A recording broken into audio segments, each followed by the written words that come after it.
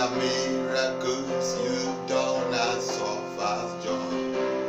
And we are changed for the hope we are in praising you right now. Father, we declare, Father, we declare that we love you. We declare our everlasting love for you. Father, we declare, Father, we declare that we love you. We declare our everlasting love for you. And we are saying that you are good. And all the miracles you've done are so much joy.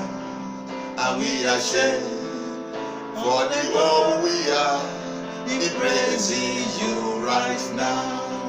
Father, we declare, Father, we declare that we love you. We declare our everlasting love for you. Amen. Glory be to God in the highest. Peace among men, with whom is pleased. Today in our Bible study series, we're still Bible study series, or this Bible study exposition, we are still in the book of 1 Corinthians chapter 3. Last week we read 1 Corinthians chapter 3 verses 1 to 4. We are still in the same passage. 1 Corinthians chapter 3 verses 1 to 4. We are still in the same passage. So, but today's topic is how to move from a natural man or a carnal man to a spiritual man. In our last Bible study series, we look at different types of man, and we discussed about a natural man. A natural man is a man that has not got any encounter with the Lord Jesus Christ. Such a man is still in the state of a nation. A carnal man is somebody that has gotten an encounter with the Lord Jesus Christ, but is not controlled by the Spirit of God. Is being controlled by the promptings of flesh. And also we discussed about the spiritual man. The spiritual man is somebody, or is a man that is being controlled by the Spirit of God via the Word of God. But this lecture will not be complete without discussing how to move from a natural man or a carnal man to a spiritual man. So that will take us to today's topic, moving from a natural man or a carnal man to a spiritual man. Our Father, we thank you. We give you all the glory. We give you all the honor. We give you all the adoration. We thank you so much. And today, O Lord, the entrance of thy word giveth light, and giveth understanding to the simple. We want your word to become open Bible unto us today. Thank you, Jesus, because we believe that you have done so. Jesus' mighty name we have prayed. Amen. Following the fall of man in the Garden of Eden, man naturally became a sinner. And because of this, man needs salvation or a new birth. In the book of Psalm, the Bible says that in sin my mother conceived me, and in iniquity my mother gave birth to me.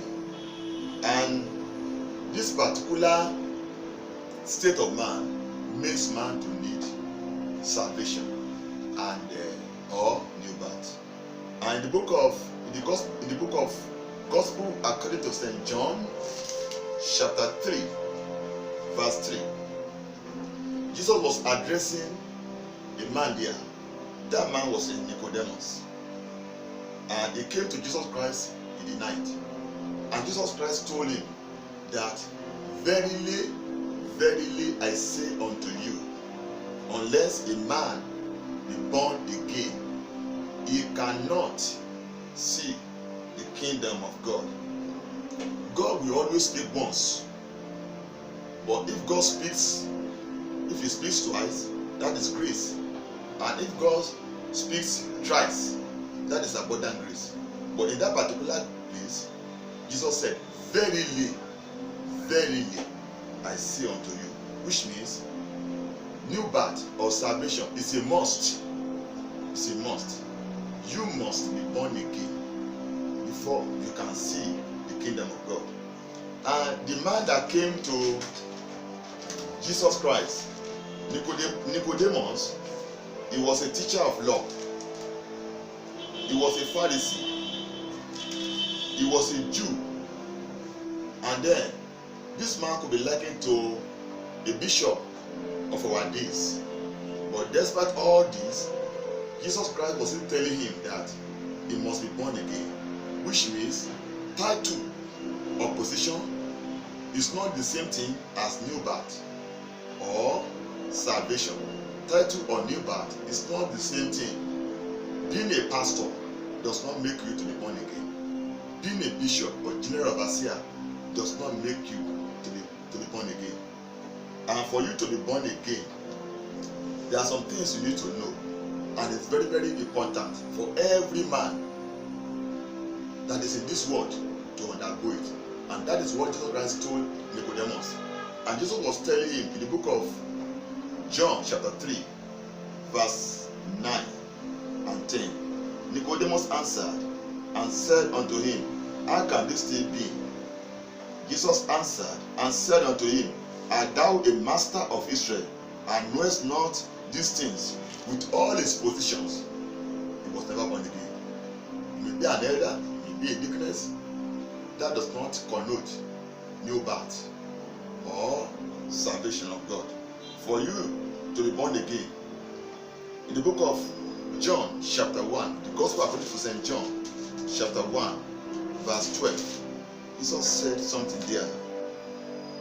But as many as received him, to them gave he power to become the sons of God, even to them that believe in his name. For you to be born again, you have to receive Jesus Christ as your Lord and Savior. And in the book of Revelation, he said, I stand by the door, I knock. If any man should open the door, I will come in and dine with him.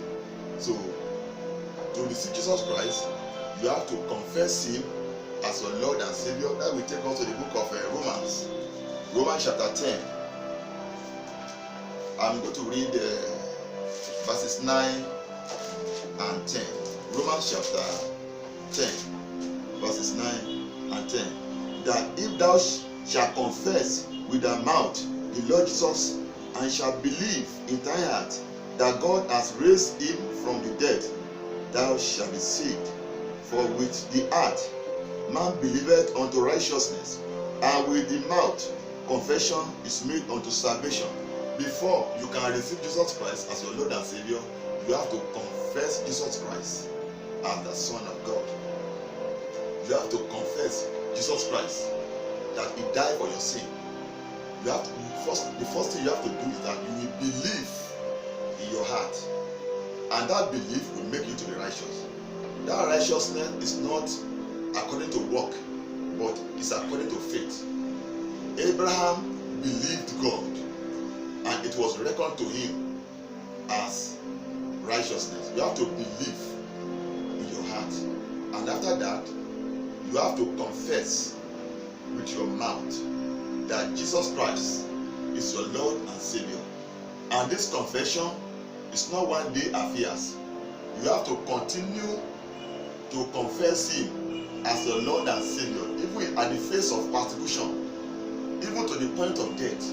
You must continue to confess him in any position that you may find yourself, in any standing, whether as a director general, whether as a military officer, in any capacity you may be. you have to confess him with your mouth as your Lord and Savior. And then this confession will make Jesus Christ to be living in you. He will be indwelling you. And that is what the Bible says in the book of 4th John. The book of 4th John chapter number 4 verse 4. 4th John chapter 4 verse 4. Ye have God, little children, and have overcome them, because greater is he that is in you than he that is in the world. If you confess him, if you believe him and confess him, he will be dwelling in you by his anointing. And that's what the Bible says, that anointing that dwells in you will teach you all things. Jesus Christ will be living in you. And to move, to become a spiritual man, you have to understand, you have to know the Christ that is dwelling in you. You have to know him. And the Bible says in the book of John chapter 8 verse 36, you shall know the truth, and the truth shall make you free. The knowledge is talking about there is to have the revelational knowledge of Jesus Christ, to have the revelational knowledge of him. This revelational knowledge of Jesus Christ will always be possible for you if you begin to read the Bible, read the Word of God every day. And apart from that, begin to meditate in the Word of God. The meditation in the Word of God will take the Word of God to your spirit, and that will become the sword of the Spirit. You have to be attending Bible study. It's very, very important. So it's still the same process as your salvation. When you know him in his word, you have to believe him in his word. You have to confess him in his word. Jesus Christ that is living in you, how do you know him? He's a healer. You must know him as a healer. You must have the revelation of Jesus Christ as a healer. He's an overcomer. You must have the revelation of him as an overcomer. Jesus Christ as a healer. If you are sick, if you are having a terminal disease, or if you are having any ailment or disease in your body, he said in the book of Isaiah chapter 53 verse 5, he was wounded for our transgression, he was bruised for our iniquity, and the chastisement of our peace was upon him, and by his stripes we are healed. In the book of Psalm 103 line 3, he that forgiveth all your iniquity and healeth all the infirmities. You have to believe him, and then you have to confess that I am healed by the stripe of Jesus. It's not a matter of believing, but you have to confess him. Confession brings possession. There's power of life and death in the tongue. So you have to know that Jesus Christ. Knowing him, reading the word of God, meditating the word of God, that word of God is a seed. And that word of God will eventually become a tree in your life. That word of God will also become God in your life. And that word of God that becomes tree will begin to bear fruit. And that fruit, in the book of Galatians chapter 5, verses 22 and 23, will bear fruit and will take you to a maturity, to become a man. And God bless you in the mighty name of Jesus. You may want to move today to become a spiritual man. The first step you have to do is that you have to accept him as your Lord and Savior and confess him.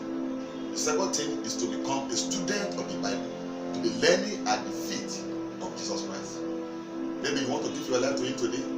Close your eyes and begin to confess all your sin.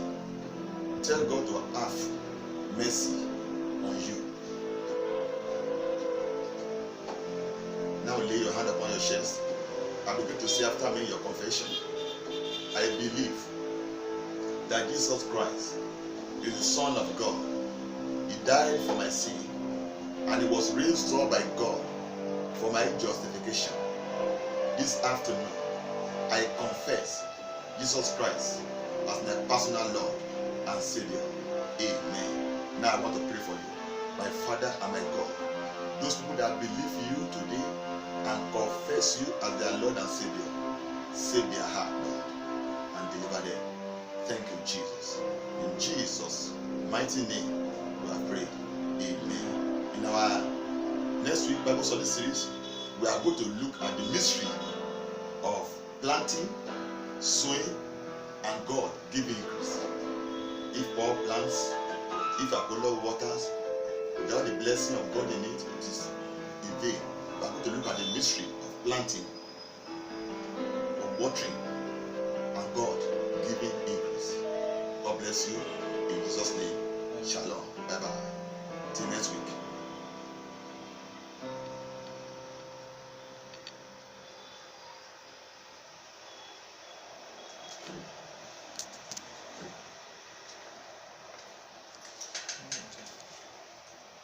Okay.